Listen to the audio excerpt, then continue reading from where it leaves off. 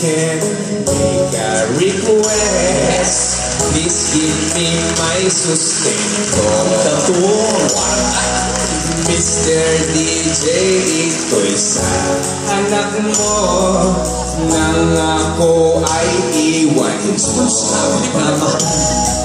Dahil sa bugis mo, ako'y nalo.